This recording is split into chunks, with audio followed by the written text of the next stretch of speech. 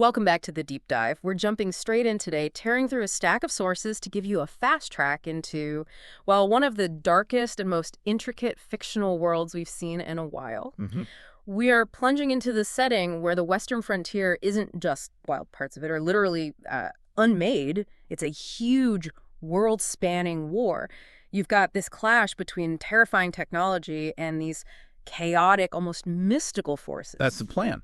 Think of this as a rapid immersion course. Yeah. We need to map out the geography, get a handle on the key factions and their, well, philosophies, I guess, and identify the main players who are all zeroing in on this one target and really understand what it costs to even exist in this place where, tech and magic are equally horrifying. Okay, let's unpack that. The setting itself, it hits you immediately with this contrast, right? You have the stable Old East, places like Königswald.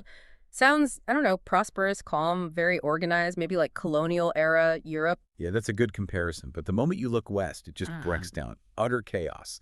That's where the Great War is happening. And it borders this mysterious, unmade territory where the rules of reality seem kind of fluid.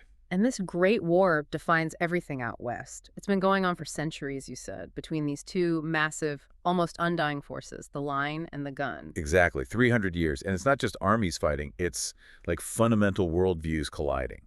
The names alone are so stark, aren't they? The line, the gun. It feels like this forced choice between, I don't know, grinding industrial order and just raw, deadly chaos. That's pretty much it. The line embodies science and order. They push for industrial progress no matter the cost. Their symbols are these engines, huge, sentient war machines, Gloriana, Angelus, names like that. Sentient engines, wow. Yeah, and their whole purpose is forward progress, literally laying down railroad tracks across the land like scars. Doesn't matter what's in the way. So progress isn't just about building things for them. It's like a religious mission. The only good is industrial expansion. It's absolute, totalizing. And their servants, the linesman like Sub-Invigilator Lowry, one of the characters we follow, they're pale, stunted, super efficient. They're trained ruthlessly to suppress any personal vanity, any ambition, individuality. It's just ground out of them. They're just cogs for the engine. Okay, so line equals absolute crushing order. Right. Then the gun must be absolute chaos. Pretty much. Defined by ruthlessness and constant schemes.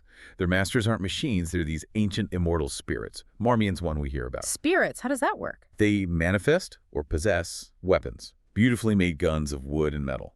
And they're human agents, people like John Creedmoor or Dandy Fanshawe. They're recruited from the fringes, right? Yeah. Anarchists, murderers, exiles. Okay. They're always losing ground, territorially speaking, because chaos isn't great for building things. Yeah. But they fight back hard with sabotage, targeted cruelty, that kind of thing. This is where it gets really disturbing with the line, though. If their whole thing is progress and order, you'd expect their main weapon to be, I don't know, bigger guns or something. But it's not, is it? No, it's much more insidious. Yeah. It's the actual sound of their progress turned into a weapon. Yeah. They use these things called noisemakers or mind bombs. Mind bombs made of sound. Yeah. It's called the Song of the Line, this rhythmic thundering drone from the engines. It doesn't just scare people. It induces terror, madness. It literally shatters the, quote, delicate architecture of the mind. That's horrifying. The very sound of industry, of advancement, is what destroys you from the inside out. It's a terrifying commentary, isn't it, on what happens when industrial systems become absolute dehumanizing. And, caught between these two awful forces, there was this attempt at a third way, the Red Valley Republic. Ah, the idealists, the ones who didn't make it. Exactly. They tried for democracy, virtue, all these ideals. You see in their propaganda, like General Enver's Child's History of the West, they tried to build something decent, but they just got ground down, crushed between the line's relentless march and the gun's constant sabotage. Human ideals just weren't enough, apparently. And that failed dream sets up the whole plot, because the person everyone's after now is that same General Enver, the former Republic leader. Right. But he's a wreck, catatonic. Right. A victim of the line's mind bombs himself. And three very different people are converging on him. Let's start with the scientist, Dr. Liv Alverhuysen. Okay, Liv. She comes from the East, from wealthy Königswald. She represents that initial, almost naive encounter with the West's brutality. She's there to study the mind bomb victims, right? At this place called the House Dolorous. Yeah, but she's clearly in way over her head. The violence, the complexity overwhelms her. She's constantly dosing herself with this green nerve tonic just to cope. Sounds stressful. Definitely. And she has this companion, Magfred. He's described as large, simple, but fiercely loyal. Basically her bodyguard, because she is not equipped for this world. She's looking for scientific answers, totally unaware that the general she's near is this huge prize everyone else is hunting. And the gun. What they think Enver has is just incredible. They believe he knows the secret to a first folk weapon. Mm-hmm. Something powerful enough to end the entire Great War. Not with peace, mind you.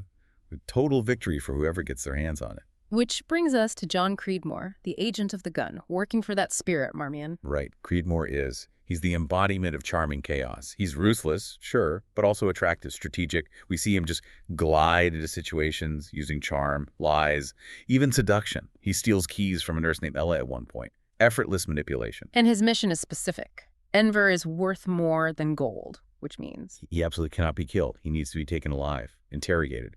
Creedmoor is driven by the gun's desperate need for that game-changing weapon. Okay, so you have the naive scientist and the charming killer. Who's the third point of the triangle? That would be Sub-Invigilator Lowry, the linesman. He's the cold, institutional counterpoint to Creedmoor's flair. Low ranking, you said? Yeah, but very competent, utterly dedicated to his engine, the Angelus. He's tracking Creedmoor with this relentless, single-minded focus, all driven by data in his black file of enemies. He's pure institutional efficiency in human form. No personality, just function. So all three, scientist, agent, officer, they're all heading towards the same place, the House Dolorous, also called the Doll House, which sounds ominous. It is. It's set up deep in these hostile canyon lands, supposedly a neutral sanctuary. It specializes in treating the worst trauma from the war, mental and physical. So a hospital seems straightforward enough.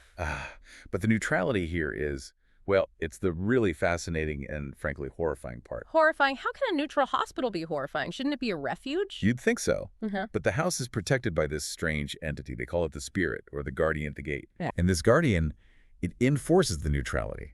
It prevents any violence within the walls. But, and this is the key part, it feeds on pain and misery to sustain itself. Wait, what? So to keep the place safe physically, it needs a constant supply of suffering. Exactly. That's the cost of this piece. It's a system that requires anguish to function. Wow. That's a dark twist on Sanctuary. Isn't it? Liv actually experiences its power. When she arrives, feeling overwhelmed and humiliated, the spirit feels like these immense, warm arms taking away her negative emotions. It offers comfort, but it's comfort powered by the collective suffering in the hospital. It doesn't heal the pain. It manages it, feeds on it. And Creedmoor, Mr. Chaos himself, he figures this out. Immediately. He gets inside disguised as a handyman, Mr. Cockle. And his plan isn't to fight this guardian. He sees it as a system to be exploited. Oh. His plan is brilliant in a really twisted way. He can't use violence because of the guardian, so he decides to choke it. Choke it. Yeah. By kidnapping General Enver, he removes one of the primary sources of concentrated, ongoing suffering that the spirit feeds on.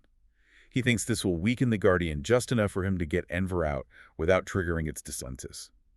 It's like moral terrorism as a logistical solution. That's incredibly cynical. Okay, so beyond the hospital, they move further west, closer to the truly unmade lands, the domain of the first folk. Right. The hill folk. This is where the rules of the lion and gun start to really fray. Yeah. Reality itself is looser, more dangerous out there. What are they like, the first folk?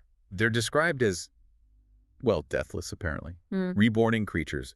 Thin, white-skinned, long manes. Sometimes they have these red sigils, maybe marking seniority or something. Uh-huh. And they absolutely despise the line, the iron, the noise, the technology. They represent something ancient, primal, that the big factions don't really grasp. And they have real power. Oh, definitely. Yeah. We see it when Creedmoor runs into one, a female named Kukoirek. He's this master manipulator, agent of an immortal spirit, right? Yeah. And she just stops him cold, manipulates the earth, the weather, forces him literally to his knees to beg for passage. It's raw elemental power, completely outside line gun conflict. That definitely puts the idea of a first folk weapon into perspective. It certainly does. And speaking of failed ideals and doomed efforts, we also get this tragic look back at the end of the Red Valley Republic through their final stronghold. New design. Right, this was their last stand, wasn't it? Built way out in the wilderness, hyper-virtuous, based on their charter, waiting for one last noble fight. Pretty much. And when the line finally shows up, it's not some grand army. It's just Lowry's depleted forces. Right. A ragged column of guys pushing motor guns. The Republic folks. Their leader, President Hobart, refuses to evacuate. They fight back, full of courage, full of virtue. But they're using cannons, spears, bows, antique weapons against the line. Oh, no. Yeah. It's a massacre waiting to happen. The line doesn't even need a big battle. They just deploy targeted mine bombs. And that's it. That's it. All that human bravery, the commitment to their democratic ideals, just wiped out by cold, dehumanizing efficiency. It's brutal. It shows the utter futility of trying to fight these monolithic systems with, human virtue alone. So pulling it all together, what's the takeaway here? It feels like this whole world is a trap. Every path leads to suffering. Neutrality requires pain. Progress destroys souls. Yeah, it's a bleak picture. If you zoom out, the world seems locked in this terrible binary. You get the gun's chaotic destruction or the line's crushing, soul-destroying order. There's no good choice. But Liv, the scientist, she finds a way out, sort of. She does, but it's a radical one. After she manages to wound Creedmoor badly, stopping him, she makes a choice about the general. She uses a fatal trick on him. Kills him, but he was the key. Exactly. She ensures the secret of the first folk weapon dies with him. She realizes that giving that power to either the line or the gun would just lock the world into their specific brand of tyranny forever. So she chooses destruction over letting either side win. Pretty much. Destroying the potential for that ultimate victory becomes her act of rebellion, her way of preventing an even worse future. It's a really complex, morally ambiguous act. It paints a picture of a world where any attempt to create something good, a republic, a safe hospital, even just a decent life, inevitably gets swallowed by this endless conflict between these terrifying, inhuman systems. It really underscores the ambiguity of survival in such a place. What does it mean to win, or even just endure? Which leaves us, and you, with a final thought to chew on after this deep dive. In a world that seems split between inescapable systems of suffering chaos on one side, crushing order on the other is the only real act of rebellion, the only moral choice, perhaps, to simply let the dangerous secret, the key to ultimate power, die, rather than let either side claim victory and remake the world in its own terrible image.